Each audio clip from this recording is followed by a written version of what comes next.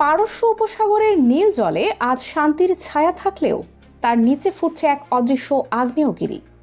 একটা ভুল সিদ্ধান্ত, একটা ভুল সংকেত, আর মুহূর্তেই জ্বলে উঠতে পারে এমন এক সংঘাত যার আগুনে পুড়ে যেতে পারে পুরো পৃথিবী। পারস্য উপসাগরে বিস্তীর্ণ জলরাশি আজ এক নীরব কিন্তু বিস্ফোরণ প্রবণ পরিস্থিতির সাক্ষী।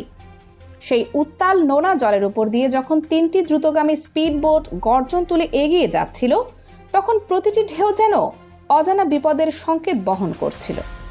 বোটগুলোর উপর বসে থাকা ইরানের বিশেষ মেরিন কমান্ডোদের চোখে ছিল অদম্য দৃঢ়তা, আর তাদের নিঃশব্দ উপস্থিতিতে লুকিয়েছিল এক গভীর উত্তেজনা।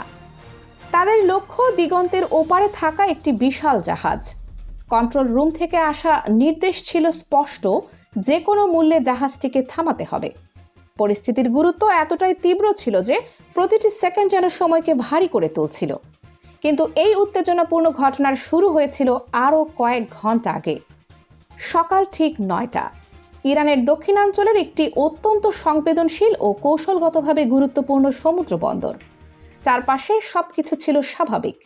পণ্যবাহী জাহাজগুলো নোঙর করছিল, ক্রেনের যান্ত্রিক শব্দে ব্যস্ত ছিল বন্দর এলাকা, আর শ্রমিকরা তাদের দৈনন্দিন কাজ নিয়ে ব্যস্ত ছিল।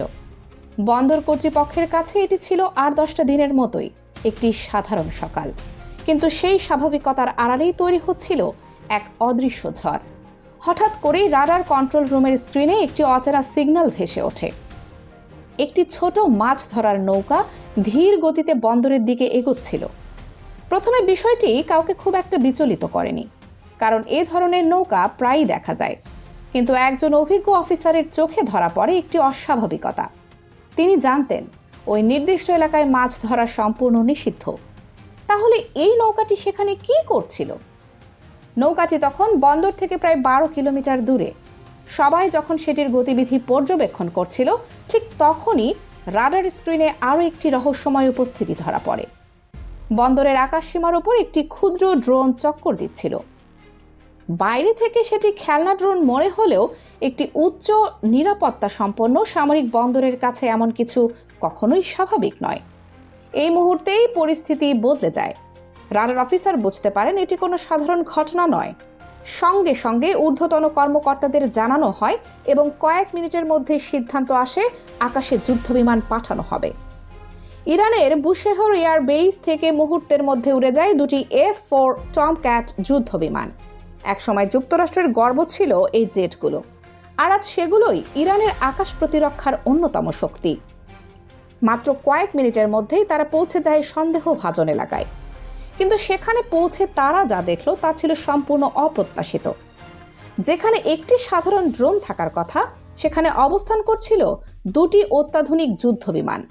এগুলোর পরিচয় স্পষ্ট নয়, কোনো দেশের পতাকা বা চিহ্ন নেই, তবে তাদের গতিবিধি ছিল স্পষ্টতই উস্কানিমূলক।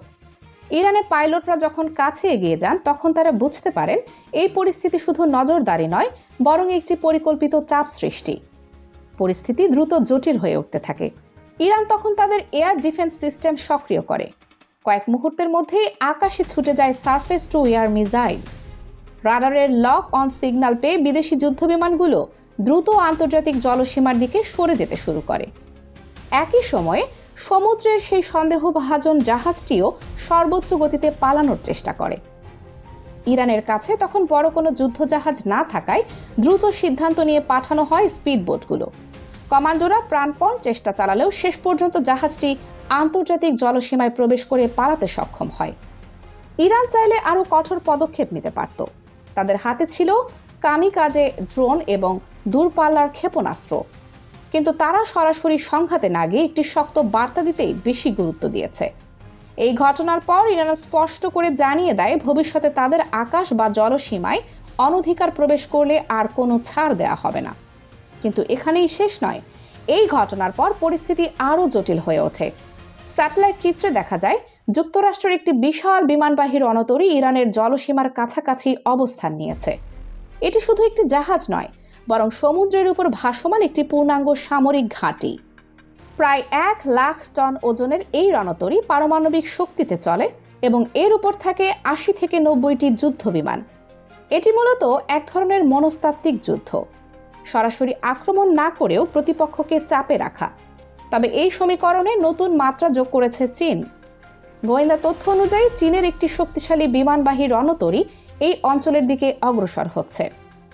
এই খবর প্রকাশ্যে আসার পর থেকে বিশ্ব রাজনীতিতে নতুন উত্তেজনা তৈরি হয়েছে। বিশ্লেষকরা বলছেন, যদি চীন সরাসরি ইরানের পাশে দাঁড়ায় তাহলে বিশ্ব শক্তির ভারসাম্য সম্পূর্ণ বদলে যেতে পারে। কারণ তখন এটি শুধু আঞ্চলিক সংঘাত থাকবে না, এটি রূপ নিতে পারে বৈশ্বিক শক্তির সংঘর্ষে। এই পুরো পরিস্থিতিতে ইরানের অবস্থান সবচেয়ে কৌতূহলজনক। বাইরে থেকে তারা শান্ত, কিন্তু ভেতরে চলছে ব্যাপক প্রস্তুতি। ইরান জানে প্রচলিত যুদ্ধে তারা হয়তো যুক্তরাষ্ট্রের সমকক্ষ নয়, কিন্তু তারা যুদ্ধের ধরন বদলে দিতে পারে। তাদের ভূগর্ভস্থ মিসাইল শহরগুলো, হাজার হাজার ক্ষেপণাস্ত্র এবং দ্রুতগামী নৌবাহিনী, সব মিলিয়ে তারা একটি ভিন্নধর্মী প্রতিরক্ষা কৌশল গড়ে তুলেছে। তাদের কামিকাজে ড্রোন প্রযুক্তি যে কোনো আধুনিক যুদ্ধ জাহাজের জন্য বড় হুমকি। এর সঙ্গে যুক্ত হয়েছে রাশিয়ার নীরব সমর্থন। সবকিছু মিলিয়ে ইরান এখন সরাসরি যুদ্ধ নয়, বরং কৌশলগত প্রতিরোধের পথে হাঁটছে। পারস্য উপসাগরের ঢেউগুলো আজ শুধু পানি নয়, এগুলো বহন করছে বিশ্ব রাজনীতির ভবিষ্যৎ। একদিকে পুরনো শক্তির আধিপত্য, অন্যদিকে নতুন শক্তির উত্থান। আর মাঝখানে দাঁড়িয়ে আছে ইরান, একটি দেশ, একটি প্রতিরোধ, একটি বার্তা।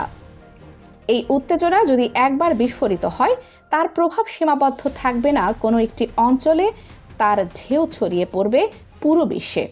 কারণ আজকের পৃথিবীতে যুদ্ধ শুধু অস্ত্রের নয়, এটি ক্ষমতা, কৌশল এবং অস্তিত্বের লড়াই। আর সেই লড়াইয়ে ইরান এখন আর শুধু একটি খেলোয়াড় নয়, বরং একটি অনিশ্চিত চাল, যার ফলাফল সময় বলে দেবে। কানিজ ফাতেমা, সোমা, জিরো টিভি।